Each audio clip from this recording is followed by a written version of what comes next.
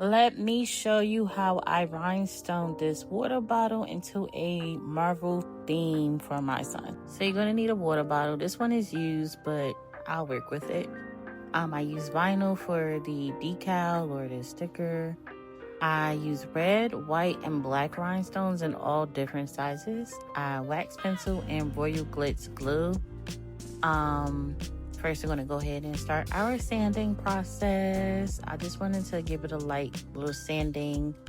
And then I'm going to go ahead and wipe it with alcohol. So this way the rhinestones can adhere to this surface. You want to do this with all your projects. It makes it so much easier. So now I'm applying the decal or the vinyl, whatever you want to call it. I'm going to apply it here. I'm trying to make it as straight as possible because this tumbler is straight, so I didn't want it to be crooked or anything because it would definitely show. So I'm going to start off with the first one, which is the red, and then I'm going to apply the name after. I suggest doing this way because it's easier to get those air bubbles out. And then here I am applying the name. I used a generator online, and then I just made a red square behind it in a Cricut design space. So that was pretty easy.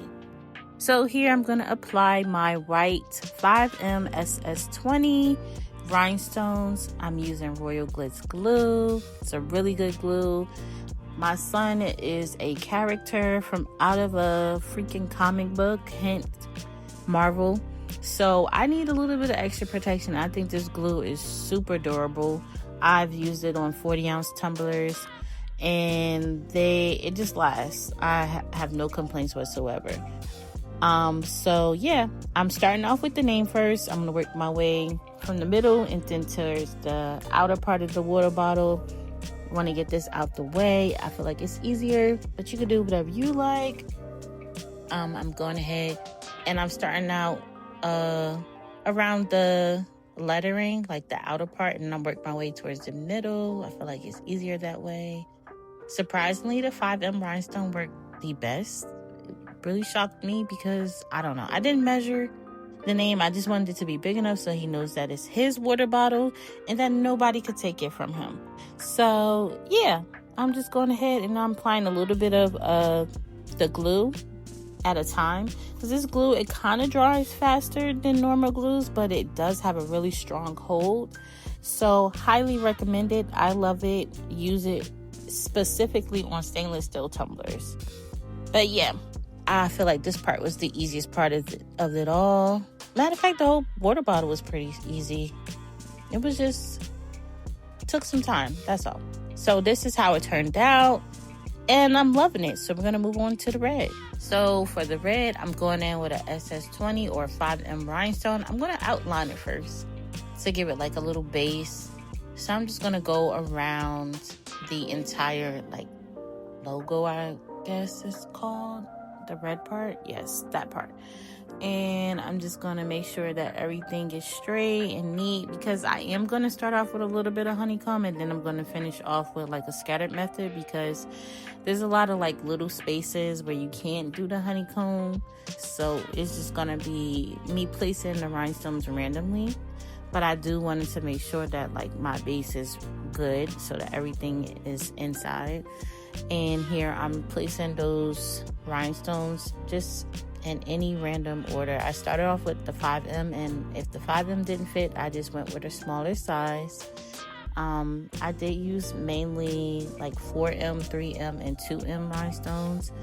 Especially in those little small crevices, I used the 2M rhinestones, and I still kind of feel like the 2M wasn't really small enough, and you know, I'm against 1M rhinestones. I just feel like at that point it's just too much. But for the most part, most of the rhinestones fit perfectly. Yeah, this part went pretty fast and easy. So next, I'm just gonna go ahead and do the black part of the water bottle. Now, this water bottle was from Walmart. I don't know if you guys remember, about 2 or 3 years ago. They had these water bottles, and it's like this, it's a line there. So I kind of use that as my guide for my honeycomb method base.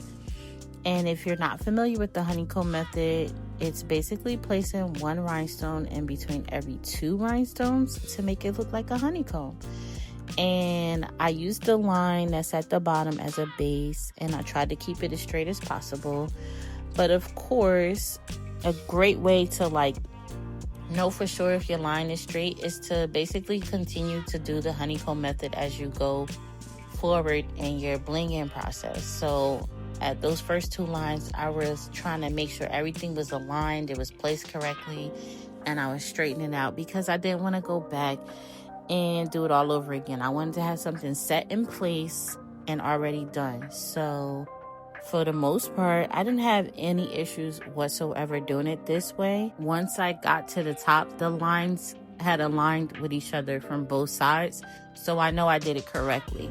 So there is a way you can do this without having, you could just start your honeycomb method anywhere, as long as it's completely straight and they fit the way that they're supposed to. But I mean, do I recommend it? Yes, because there is, you could kind of see the line, but you can't. But I just use that as my guide, and it worked for me. And to spare you all the boring details, I went ahead and I skipped like the middle part. The honeycomb method didn't take too long. I think this took maybe an hour to complete, like for the black.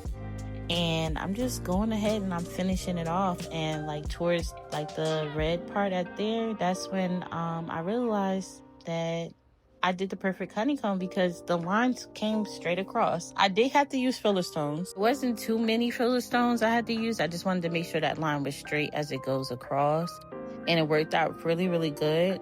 I also did like some filler stones towards the curve at the top of the bottle. I don't think I recorded that part. I do regret it, but I do have another video where I bedazzled my collagen, where I actually show you exactly what I did to fill in those stones at the top. But here is the final product. I love it. I feel like it's acceptable for a boy because the colors are a little darker. Let me know what you think in the comments. Let me know what your favorite Marvel movie is. And don't forget to like and subscribe for more content.